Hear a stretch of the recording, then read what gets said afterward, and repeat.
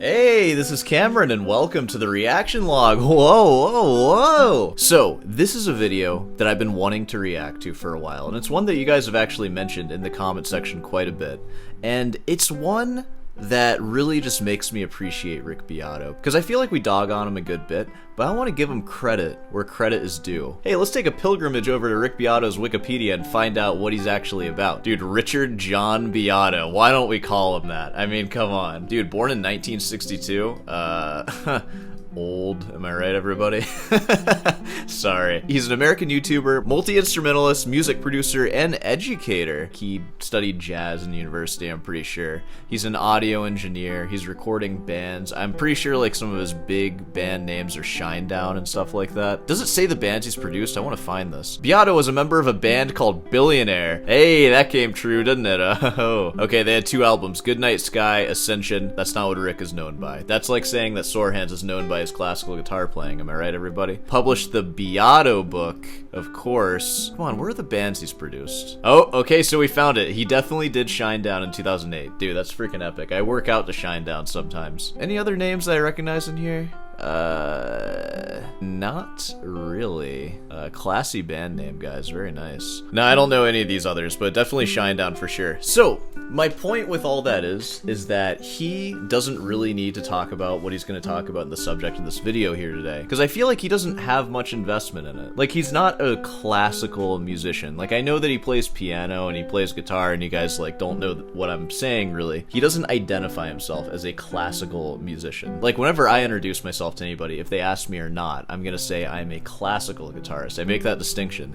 He doesn't make that distinction. The subject of today's video, which is Bach, by the way, it's not really a topic that he needs to talk about. He has so many things that he can talk about that are gonna get millions of views and make him millions of dollars. And he's taking video slots from those other topics that are more lucrative, and he's given quite a bit to J.S. Bach. So that's what I want to explore today, and there's actually this one video in particular where Bach still echoes my pilgrimage to Leipzig, Johann Sebastian Bach, and then the years, just so people remember when he lived and died. Jesu, joy of man. Which I say that, this video also has 1.8 million views, but people just like Rick Beato, so, you know, this video could have had like 10 million views if it was about Taylor Swift or whatever else. So all I want to say is, I appreciate that. It's pretty cool. You know, Bach is certainly important to me. I think he kind of wrote like some of the best music ever. It's certainly my favorite stuff to play and listen to. And why is that? It's because I am a classical guitarist here on YouTube. Hey, what does it mean to be a classical guitarist? It means that you go about the noble pursuit of learning and performing Bach. And why is it noble, do you ask? Because you're really playing it for no one. If you ever play your Bach for someone who knows more than you, they're gonna think that your interpretation is ill-considered. And if they know less than you, they're just gonna think the music they're hearing is boring. Unless, of course, you put some brain rot in the corner or something, and that's honestly the only chance you have. So, you know, any high-profile influencer who has several videos on Bach,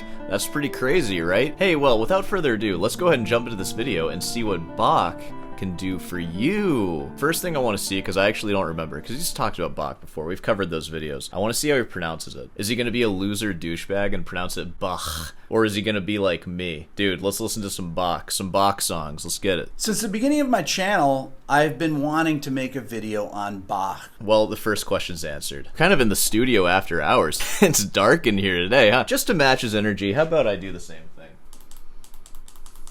Hey, you know what? How about we go ahead and make this one the Halloween episode, too? It's kind of cozy now. I kind of like this, honestly. Hey, guys. Ever since the beginning of my channel, I've been wanting to make a video like this, in the dark. Alright, let's get to it. Well, one of the reasons is I wasn't sure what to call it and what it would be about, because there's so much to talk about. But I think I'm just going to call it What Makes Bach Great.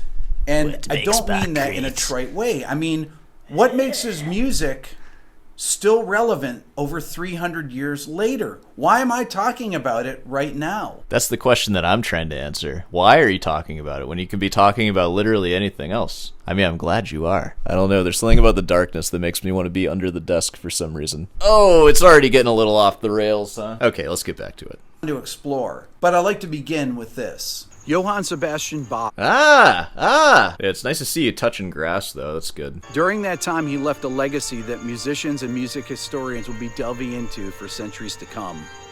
His limitless musical explorations express the order of the physical and biological universe in exquisite mathematical precision and detail. Dude, that's a freaking crazy thing to say. Oh my god. Listen, I'm all about, like, Bach's music. It's divine. It's of the gods, sure. I often, when I listen to Bach, I imagine dialogues between, like, the Greek and Roman gods. Because it's how I would imagine their cadences when they're speaking to each other. Within the limits of Western classical music, in rhythm and harmony, it's like perfection, right? But it is only a narrow slice of what music can be. So, so saying that this is the music that describes the physical and biological universe is a bit much. There aren't too many musical concepts that I would say describe the universe other than like really basic things like the idea of harmonics, because that is just like a physical concept, you know, like resonance, like blowing into a jug and getting a tone. Like, why is it this tone? It has to do with like physics, right? Those are all properties of how tones work in real life, and a lot of that stuff falls apart once you start using like 12-tone equal temperament, or really any tuning system that's pushed beyond its limits. I don't know. Hopefully you guys get what I'm saying with that, though. Obviously, it's divine. It's the best. But it is one genre. You know, alright, moving on. His music was written to express the divine beauty in all creation, and his influence on all successive composers is unparalleled and remains so to this day. Dude, your toccata cut off a little early there. Also, I would agree with that. The music was written to express that stuff, but I don't think it goes the other way around. Most of Bach's music was liturgical, like written for the church, and it was written to describe, like, God and how God feels about us. That, and then also describing, like, Jesus getting his shit rocked. So yeah, that's what his music is trying to depict. I knew I was coming to Germany, and I was close to Leipzig. I said, oh, dude, you gotta go to Leipzig. Are you kidding me? there's no way I'm going to pass up the opportunity to come here I'll steer this plane myself. We're stopping at Leipzig, y'all. to see the streets where Bach walked. We're right now in the Hey, he played this, I think this is the double piano concerto in D minor. He played this in the last Bach video. He loves this piece, dude, even 7 years earlier. Look at that. Though, you should maybe expand to some of the repertoire that has been adapted to the classical guitar. You might like it. I don't know, dude. Now might be a good time for a career change, man. You might get hooked on it. Bach Museum, which is about 100 yards from the church that he was the Kapellmeister. It's pretty Dude, that's freaking epic. I would love to go. surreal experience to be here. Where is Leipzig, actually? Okay, this is actually a pretty good map right here. Munich, I have been there. Leipzig, yeah, I definitely wasn't there. That seems kind of far away. Hey, maybe Sorehands will make a trip over to Leipzig sometime. How's that sound, everybody? You might be wondering why I've been to Germany. It's because my parents are divorced. I know, it explains a lot, I'm sure. I did not receive enough attention from them, so here I am now. No, but my stepmom is German, so we've been there a couple of times. And also to Austria. I've been to Italy, too. I think twice for all those countries. And I can tell from this building, because it's bringing back, like, deja vu a little bit. Sorry, wrong country. They will brag and brag about their superior German architecture and how they don't need AC units to properly cool a building down. It's all just the architecture. It self-cools. It's amazing. It doesn't work. It so doesn't work. And even worse, their beds don't even have sheets. It's just all comforter. So you're just going to be hot all night. And that's just how it is in Germany. And yeah, you know, leave a comment about it. Leave a hate comment. I don't care. I've been there. I did my field research before I said this. I know what I'm talking about. Before I go on with my pilgrimage to Leipzig, I want to talk about some of the monumental works of Bach's lifetime. Oh, dude, finally. Here Many we go. of you might be familiar with the air on the G string, I don't know that one. Jesu, Joy of Man's Desiring. Hey! Wow, dude, nice choice.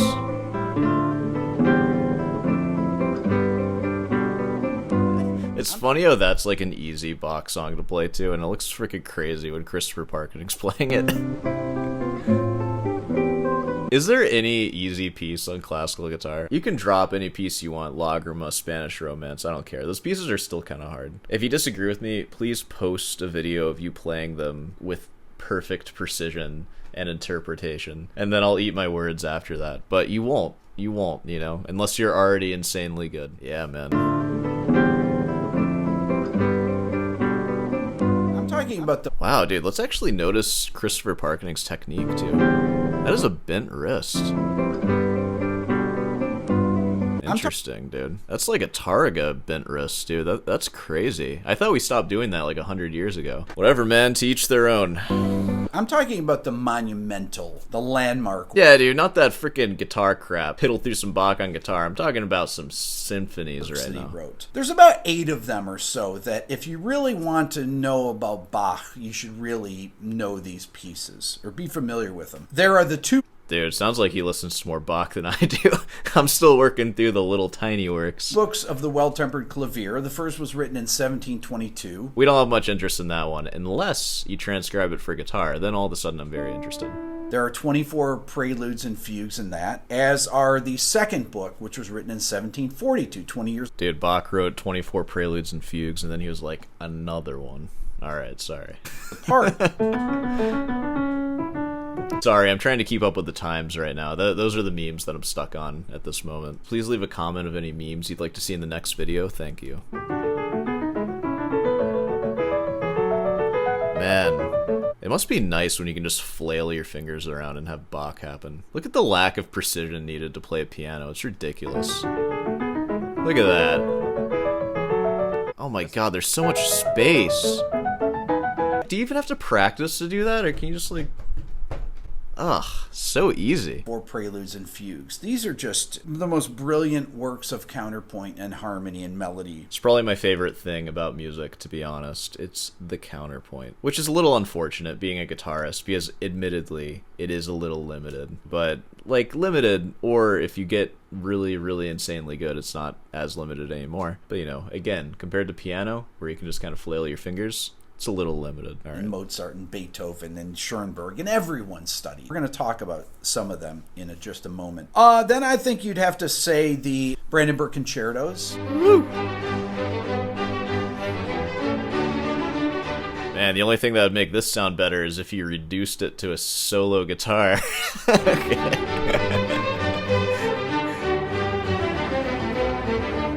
The orchestral suites, the Mass in B minor.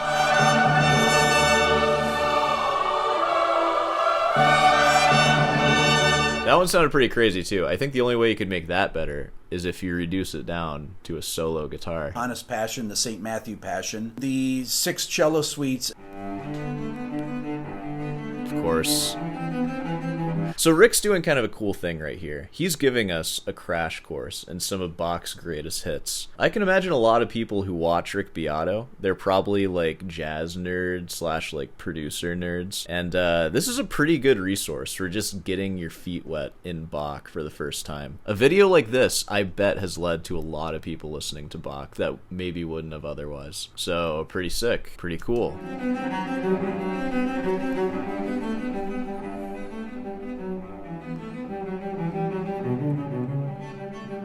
Yeah, this one's pretty cool too. I think the only thing that would make it better is if you transcribed it for solo guitar. Okay, alright. And lastly is the Art of Fugue, BWV 1080. This was written in the last decade of Bach's life. It is a series of 14 fugues and 4 canons based on a single subject. It was the culmination of his experimentation with monothematic contrapuntal writing.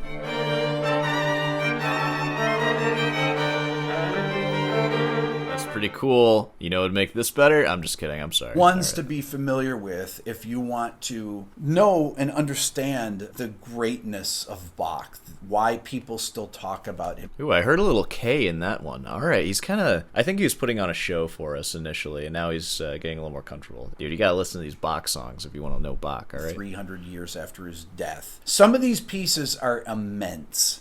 The Johannes Passion is an hour and a half long. Just amazingly moving, grand works of just monumental scale. I think what's most amazing about this is how Rick Beato feels about Bach, and he hasn't spent every moment of his life just trying to pursue it and play it better on his own. Honestly, this is kind of the dream right here. Because guitar, like, in whole, it's given me everything that I have in my life. Like, it's allowed me to do sore hands and, like, do it in the way that I want to do it. And it's allowed me to, like, go to school school to further my education to be even more of a snob. And that all came from learning rock guitar when I was 11. But yeah, I kind of envy Rick Beato because he's able to be enamored and awestruck by it, but he just kind of didn't pursue it. It must be nice not having that compulsion to practice. Like, I swear to God, I will practice like 4 to 6 hours in a day, like especially now starting grad school. Do you know I'm in grad school, by the way? I still feel guilty about not practicing enough. Like, especially if the practice gets knocked out in the morning and I'm done by like 2 p.m. or something like that. Once 6 p.m. rolls around, it's like, I should really practice right now. So I don't know. I mean, I'm sure Rick was like that, but with jazz, like earlier in his life. But I feel like he's outgrown that a bit. Maybe it's the kids. Like, once you have kids, you kind of give up on your own musical pursuits and you see the potential in them now. It's almost like practicing music is this curse. You're like haunted by a ghost, and then once you have a kid, the ghost just goes to them now, and now they have to practice. Maybe that's the move. I don't know. Into what makes Bach's music extraordinary. I want to talk about Bach's use of harmony. And to do that, oh, dude. Oh, Rick, we got about 7 minutes left in this video. I'm just saying, man. All right, let's get into it. I'd like to begin with a particular Bach cantata, which is he switches up on us with the Bach.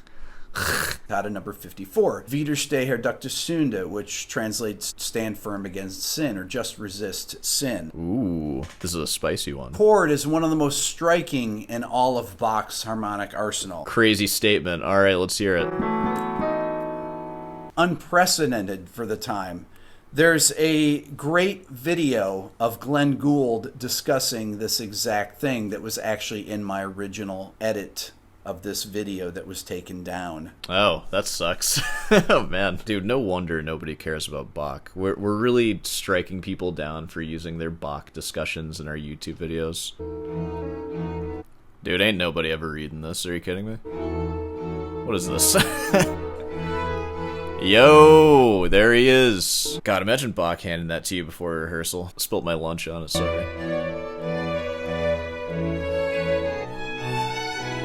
Yeah, man, these ain't the Gibsons you're used to, huh? Look at Rick pretending to read all this. There we go, let's get some pictures up in here, something I can understand. Let's head over to the church and check it out. This statue should be like 100 times taller.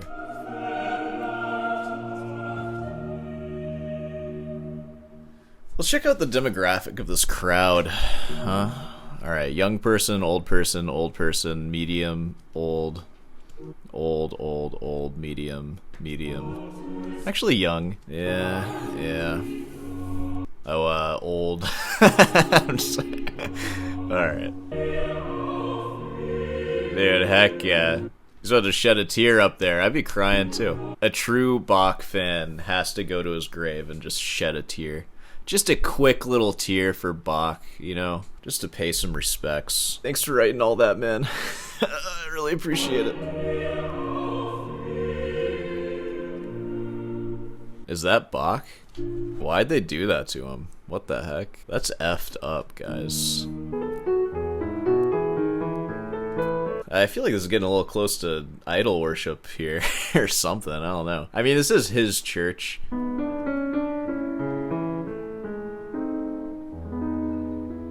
Whoa, jazzy. Is that freaking Duke Ellington? That last little clip I played had a very sophisticated harmonic moment in it. Yeah, because it kind of sounded like jazz. That's how you know. There's one point in bar 20 where the bass note goes to G and you have this. That is a G major 7 sharp 5 chord. That's actually out of the melodic. A what major what sharp what chord? All right, we're just gonna blow past sound that you hear again until the 20th century. You could say, oh, that's just a simple suspension. Bach specifically went to that sound. Is that true? Do you never hear that at all, even in Beethoven? I'd like a fact check on that. I'm not going to do it, because I'm not going to go through all the works of all those composers. But if anybody can confirm that, I would appreciate it. Until you start getting to Keith Jarrett. Really, no, there are some 20th century composers. If you listen to Alan Rathshorn, he has an oboe concerto that you'll hear Lydian augmented chords.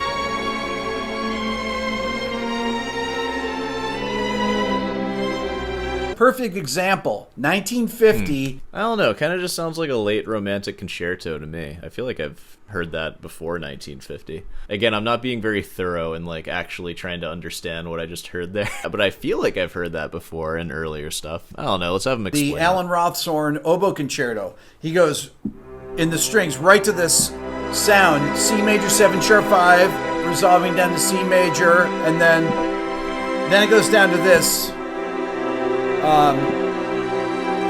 C major over B5, so B and F sharp. These are the kind of sounds Bach was using in 1722, 230 years before. The idea that there was a person that lived over 300 years ago and was able to imagine these sounds that were so far, so advanced is really astounding. Yeah, what's crazy is he was considered old-fashioned by everyone else from his time, because he was copying people before him, like Palestrina. That stuff existed before Bach even. Western harmony's been fleshed out for a pretty long time, I gotta say. Many, many Bach pieces that I could suggest you listen to. Just say Bach songs, I know you want to. Here, the 8 or 9 works that I suggested, just start with the Well-Tempered Clavier Book 1. There we go. Or pick your favorite classical guitarist, go listen to them play some Bach, and that is good too. Alright, I think that's enough reacting to Rick Beato for today. Whoa, crazy one. You know, all in all, it's nice to see someone who is very clearly like more invested in modern music and jazz,